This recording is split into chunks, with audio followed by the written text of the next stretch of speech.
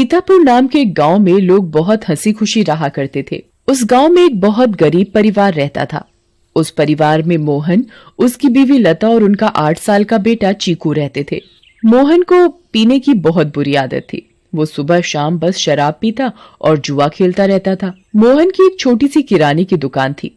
मोहन कभी भी उस दुकान को ठीक तरीके से नहीं चलाता था और जितना भी थोड़ा बहुत उस दुकान से कमाता था वो सारी कमाई शराब पीने और जुआ खेलने में उड़ा देता था। वो रोज शराब पीकर लता को मारता था और उसे घर चलाने के लिए कोई पैसे नहीं देता था। एक रात लता और चीकू भूखे बैठे थे क्योंकि घर में खाने के लिए कुछ नहीं था। वो देर तक मोहन का इंतजार करते रहे। अचानक दरवाजे पर खटखटाने की आवाज आती है। माँ, लगता है पापा आ गए। वो जरूर हमारे लिए कुछ खाने को लाए होंगे। हाँ बेटा, अब हम सब मिलकर पेट भरकर खाना खाएंगे। लता जल्दी से दरवाजा खोलने जाती है। जैसे ही वो दरवाजा खोलती है तो देखती है कि मोहन के दोस्त मोहन को पकड़कर खड़े हैं और मोहन नशे की हालत में है। अरे भैया, इतनी रात को आप लोग? अरे भाभी जी, क्या बताएं, आज तो मोहन ने हद ही कर दी। इतनी शराब पी रखी थी कि इसे इतना भी होश नहीं था कि ये कहाँ पड़ा है। हम इसे चौराहे पर से उठा कर लाए हैं। अगर कोई गाड़ी वाला कुचल जाता तो बताओ, आप लोगों की तो जिंदगी खराब हो जाती। हाँ भाभी जी, बस आप लोगों का सोचकर हम इसे यहाँ ले आए, वरना तो इसका सबके साथ ऐसा व्यवहार है कि कोई इसकी मदद ना करे। मोहन के दोस्त मोहन को कमरे में ले जाकर लिटा देते हैं और वहाँ से चले जाते हैं। बेटा चीकू, आज हमें फिर से भूखा ही सोना पड़ेगा। मैं तेरे पापा के भरोसे तुझे और भूखा नहीं रख सकती। अब मुझे ही कुछ काम करना पड़ेगा। तू बस आज थोड़ी सी भूख बर्दाश्त कर ले। ठीक है माँ। चीकू और लता दूसरे कमरे में सोने चले जाते हैं। तभी मोहन नींद में बड़बड़ाने लगता है। थोड़ी देर बाद मोहन को होश आता है और वो खुद को अपने घर में पाता है। अरे ओ लता, कहाँ मर गई? मुझे बहुत तेज भूख लगी है। चल जल्दी से मेरे लिए खाना लेकर आ। लता बहुत गहरी नींद में सोई हुई होती है और उसे मोहन की आवाज सुनाई नहीं देती। मोहन 4-5 बार आवाज देता है पर लता नहीं उठती। मोहन गुस्से से लाल हो जाता है और कमरे में रखे एक मोटे से डंडे को उठाता है और दूसरे कमरे में जाता है जहां लता और चीकू सो रहे होते हैं। वो डंडे से लता को बुरी तरह पीटने लगता है। लता अचानक नींद से उठ खड़ी होती है। बचाओ बचाओ, मुझे मत मारो। मैंने क्या किया? मेरी क्या गलती है जो आप मुझे ऐसे बुरी तरह मार रहे हो? मैं आधे घंटे से आवाज दे रहा हूँ कि मुझे खाना दे दे और तू यहाँ घोड़े बेचकर सो रही है, हैं? ऊपर से मेरे साथ जुबान लड़ा रही है। मोहन लता को बहुत मारता है। आवाज सुनकर चीकू भी नींद से उठ जाता है। वो अपनी माँ को बचाने की बहुत कोशिश करता है पर मोहन किसी की नहीं सुनता और लता को बहुत मारता है। अगली सुबह जब लता उठती है तो उसे बाहर कुछ शोर सुनाई देता है। वो बाहर जाकर देखती है तो लोगों की भीड़ लगी होती है। लता पास जाती है और पूछती है, क्या हुआ रजनी भाभी? अरे तुम्हें नहीं पता क्या? क्या नहीं पता, बताओ क्या हुआ? यही कि चंपा के पति को कल रात एक चुड़ैल उठाकर ले गई। क्या? ये कैसी बातें कर रही हो भाभी आप? चुड़ैल वुड़ैल कुछ नहीं होता। आप भी किसी की बातों पर यकीन कर रहे हो। यकीन कैसे ना हो बहन, मैंने खुद अपनी आंखों से उस भयानक चुड़ैल को देखा है। उसके लंबे बाल, लंबे लंबे नाखून और दांत, उसकी लाल आंखें और डरावना चेहरा मैं कभी नहीं भूल सकती। जब मैं आधी रात को पानी पीने के लिए उठी तो थोड़ी ठंडक लेने के लिए खिड़की पर खड़ी हो गई थी और तभी मैंने देखा कि एक चुड़ैल चंपा के पति को हवा में उड़ाकर ले जा रही है। ऐसी बात है तो हमें संभल कर रहना होगा और शाम होते ही अपने घर के खिड़की दरवाजे बंद करने होंगे। बिल्कुल सही कहा लता भाभी आपने। सब अपने घर चले जाते हैं। लता भी काम ढूंढने निकल पड़ती है। वो घर घर जाकर काम मांगती है पर उसे कहीं काम नहीं मिलता। अंधेरा होने लगता है और आखिर में उसे सरपंच मिलता है। क्या हुआ लता? बड़ी परेशान दिख रही है। बस क्या बताऊं सरपंच जी, चीकू के पापा का तो सभी को पता है कि वो ठीक से कमाते तो है नहीं और जो कमाते हैं उसे दारू में उड़ा देते हैं। इसीलिए मैं ही काम ढूंढ रही हूँ ताकि अपना और अपने बच्चे का पेट भर सकूं। ऐसी बात है तो मेरे पास एक काम है। मेरी माँ बहुत बड़ी हो गई है और बिल्कुल चल फिर नहीं सकती।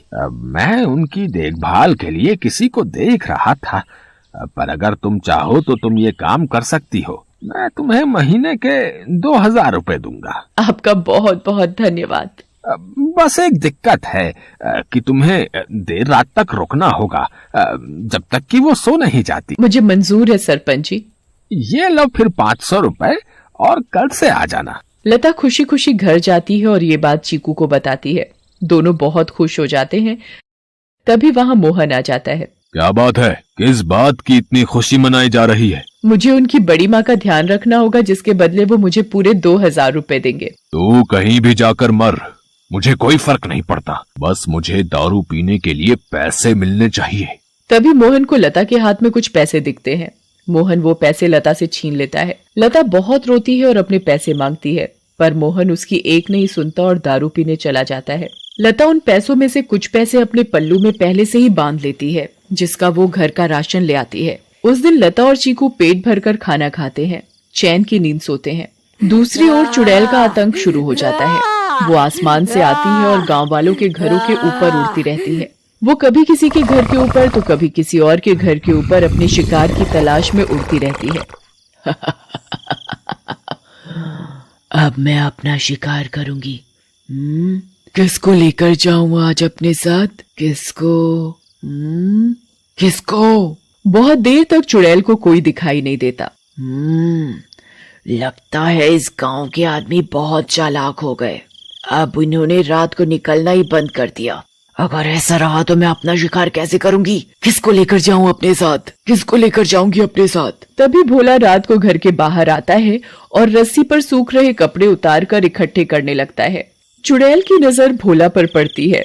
मिल गया मेरा शिकार। चुड़ैल भोला पर हमला करती है। वो उसे एक हाथ से पकड़ती है और अपने साथ हवा में उड़ाकर ले जाती है। बचाओ बचाओ, मुझे छोड़ दो, जाने दो मुझे। तू तो मेरा आज का शिकार है, ऐसे कैसे छोड़ दूं? तभी भोला की बीवी बाहर भोला को देखने आती है। उसे भोला घर के बाहर कहीं नहीं दिखता, पर फिर उसकी नजर ऊपर जाती है और वो देखती है कि चुड़ैल उसके पति को लेकर जा रही है। रेखा ये सब देखकर बेहोश ही हो जाती है और सुबह जाकर उसे होश आता है। होश आते ही वो अपने पति को हर तरफ ढूंढने लगती है, पर वो कहीं नहीं मिलता। वो यहाँ वहां पागलों की तरह भागती है और चिल्ला रही है। तभी गांव के लोग इकट्ठे हो जाते हैं। क्या हुआ रेखा भाभी? अगली सुबह जब लता उठती है तो उसे फिर से घर के बाहर कुछ लोगों का शोर सुनाई देता है। लता बाहर जाती है। क्या हुआ रजनी भाभी, आज किस बात का शोर हो रहा है? अरे लता, कल रात चुड़ैल रेखा के पति को उठाकर ले गई। रेखा का तो रो रो कर बुरा हाल है। बेचारी रेखा भाभी, पर मुझे ये समझ नहीं आ रहा कि वो चुड़ैल हर रात किसी के पति को ही क्यों उठाकर ले जाती है। सही कहा लता भाभी, हमें इस बात का जल्द से जल्द पता लगाना होगा। सभी लोग मिलकर एक तांत्रिक के पास जाते हैं और सारी बात बताते हैं। मैं अभी पता लगाता हूँ कि ये चुड़ैल चाहती क्या है। ओम ह्रीम क्लीम चामुंडाय विच्चय नमः। ओम ह्रीम क्लीम चामुंडाय विच्चय नमः। तांत्रिक ध्यान लगाता है और उसे वो चुड़ैल दिखाई देती है। ये कोई साधारण चुड़ैल नहीं है, बहुत खतरनाक चुड़ैल है। इसे कब्जे में करना या खत्म करना मेरे बस की बात नहीं। पर हाँ, एक बात मुझे पता चली है कि ये बस आदमियों को ही नुकसान पहुंचाती है। इससे औरतों या बच्चों को कोई खतरा नहीं और इसकी शक्तियां रात को ही काम करती हैं। दिन में ये हम लोगों की तरह एक मामूली इंसान जैसी बन जाती है। बस मैं अपनी तांत्रिक विद्या से इतना ही पता लगा पाया हूँ। सब लोग अपने अपने घर चलने लगते हैं। तभी लता बोलती है, मेरे पास एक सुझाव है, अगर वो काम कर जाए तो। वैसे आप लोग मेरी बात सुनकर हंसेंगे, पर इसके अलावा कोई और तरीका नहीं दिख रहा इस चुड़ैल से बचने का। भाभी आप बताओ तो सही, पता चला अगला नंबर मेरा ही है। मैं अभी मरना नहीं चाहता। अंधेरा होने के बाद अगर सभी आदमी औरतों का भेष बनाकर रहे तो वो चुड़ैल किसी भी आदमी को औरत समझकर नहीं लेकर जाएगी। लता की बात सुनकर सब हंसने लगते हैं, पर बाद में सबको लता का ये सुझाव सही लगता है और सब अपने अपने घर चले जाते हैं। लता भी अपने घर चली जाती है। वो मैं कह रही थी कि गांव में चुड़ैल का आतंक बहुत बढ़ रहा है। वो हर रात एक आदमी को ले जाती है। तो गांव वालों ने तय किया कि सब आदमी अंधेरा होते ही औरतों के कपड़े पहन लेंगे ताकि वो चुड़ैल उन्हें औरत समझकर छोड़ दे। तेरा दिमाग तो ठिकाने है या पागल हो गई है? कोई बेवकूफ ही होगा जो ऐसा करेगा। मोहन लता की एक नहीं सुनता और चला जाता है। लता भी सरपंच के घर उनकी माँ की देखभाल के लिए चली जाती है। लता का पूरा दिन बहुत अच्छे से निकलता है। फिर रात हो जाती है और लता अपने घर के लिए निकल पड़ती है। दूसरी ओर गांव के सभी आदमी अंधेरा होते ही औरतों का भेष बना लेते हैं। लता जब अपने घर वापस जा रही होती है तो उसे आसमान से चुड़ैल आती दिखती है। लता बहुत डर जाती है और पेड़ के पीछे छुप जाती है। तभी वहाँ से मोहन गुजर रहा होता है। हे भगवान, अब मैं क्या करूं? अब तो ये चुड़ैल इनको ले जाएगी, मैं इनको कैसे बचाऊं? मिल गया मुझे मेरा शिकार। चुड़ैल उड़कर मोहन को पकड़ लेती है। बचाओ बचाओ, कोई मुझे इस चुड़ैल से बचाओ। चुड़ैल मोहन को लेकर हवा में उड़ने लगती है। तभी लता दौड़ कर आती है और चुड़ैल का पैर पकड़ लेती है। चुड़ैल लता को देखकर वापस जमीन पर उतर जाती है। ए पागल औरत, छोड़ मेरा पैर और ले जाने दे मुझे इस आदमी को, ये मेरा शिकार है। नहीं, मैं तुझे नहीं छोड़ूंगी, मैं तुझे अपने पति को नहीं ले जाने दूंगी, चाहे इसके बदले मुझे अपनी जान ही क्यों न देनी पड़े। चुड़ैल बहुत कोशिश करती है पर लता उस चुड़ैल के पैर को नहीं छोड़ती। छोड़ मेरा पैर, मेरी पायल टूट जाएगी, दूर रह मेरी पायल से, मेरी पायल मेरी जान है। इस चुड़ैल को आखिर इतना क्यों प्यार है इस मामूली सी पायल से, और ये ऐसे क्यों बोल रही है? कहीं इस पायल में ही तो इसकी जान नहीं।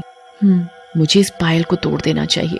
लता उस पायल को तोड़ देती है। चुड़ैल आग में जलने लगती है। ये तूने क्या किया?